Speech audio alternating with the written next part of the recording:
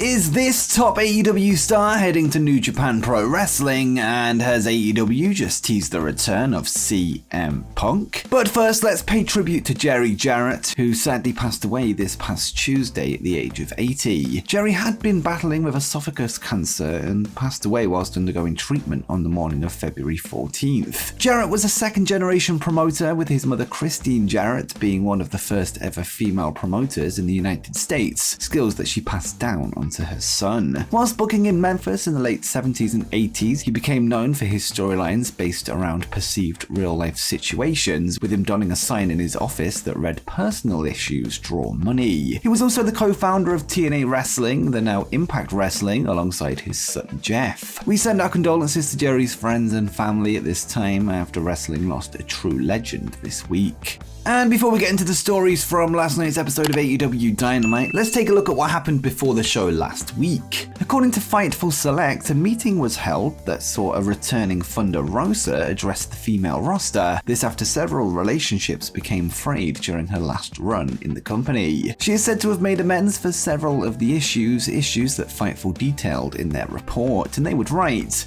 "There were those on the roster that took issue with her approach to things and believed she made others on the women's roster seem like bullies. There were also complaints about sandbagging and working stiff." One member of the roster was quick to say that Rosa was met with some of that early in her AEW run as well, but that had long been rectified. There was some of the roster that took issue with her not being on the road with AEW while traveling for other work, and questioned the legitimacy of her injury, which Rosa addressed publicly. A member of AEW's management team told Fightful that they believed the meeting was productive and hoped it was a clean slate for those involved. Whilst Rosa still hasn't returned to in-ring action following her recent back injury that led to her relinquishing the AEW Women's World title, she's been added to the Spanish commentary team for now, which is why she was at the taping.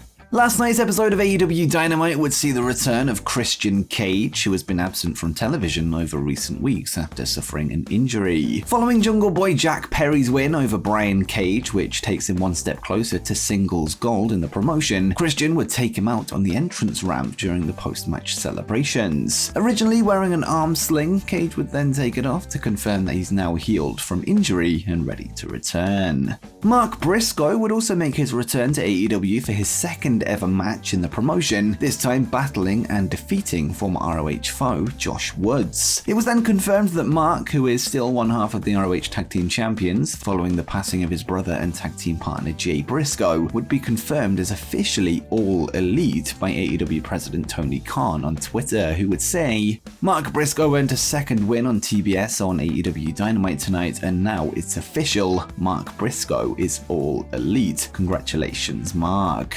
And speaking of Ring of Honor, Tony Khan would speak with Sports Illustrated this week to provide an update on the future of ROH TV, which was recently announced to be heading to the Honor Club streaming service in the coming months. Well, Khan would announce a date for the first television tapings under the new regime, as well as the air date of the first episode, and Tony would reveal, "Ring of Honor TV is coming Thursday, March 2nd on Honor Club. We'll have our first taping on February 25th and 26th at Universal Studios in Orlando, and we're going to put tickets on sale for the inaugural taping on Thursday. Those will be the first ever tapings of the new Ring of Honor. We also have the library of the Honor Club with 20 years of matches."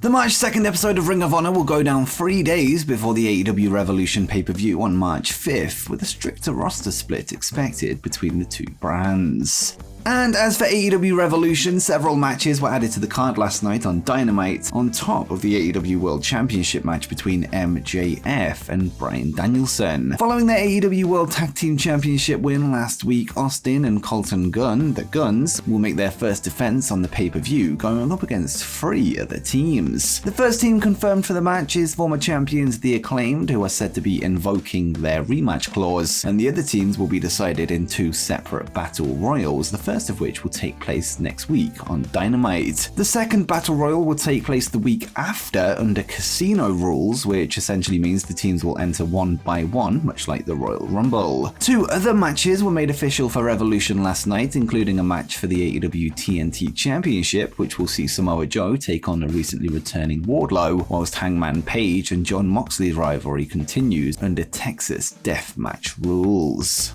Top free agent Nick Aldis would speak with ad-free shows this week where he discussed his future in wrestling after leaving the National Wrestling Alliance earlier this year. The former NWA World's Heavyweight Champion would reveal that he's had some calls from different promotions but is waiting for the right offer, and he would say, "I just wanted to be free and clear of any commitments for a minute and then see what happens. I've had a couple of different phone calls with a couple of different people and places. What if we did this, maybe that? For now, that's what I want it to be. I'm happy to keep doing that. I like approaching the business like the guys used to. Matt Cardona is doing that. He's working a program in this territory and works a thing over here. That's intriguing to me. Ultimately, I'm very confident I can deliver."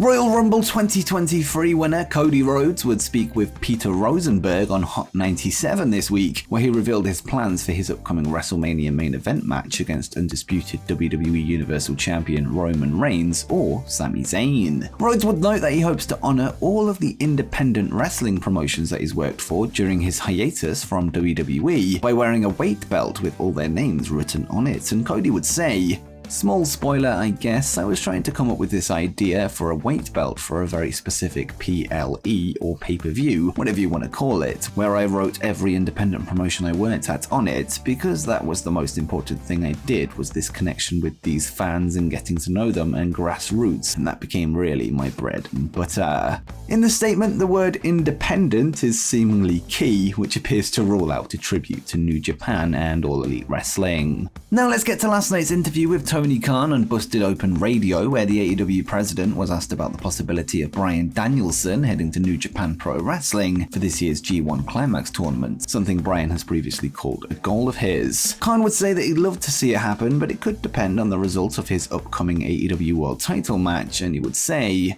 "To be honest, I think it would be great in many ways, but Bryan Danielson, it's quite possible, could be AEW World Champion. Either way, I think it'd be hard for him to disappear from the show, especially as the AEW World Champion. I'm not sure he'll be able to get away from the show that much. We'll have to see what happens here coming out of Revolution with MJF versus Bryan Danielson."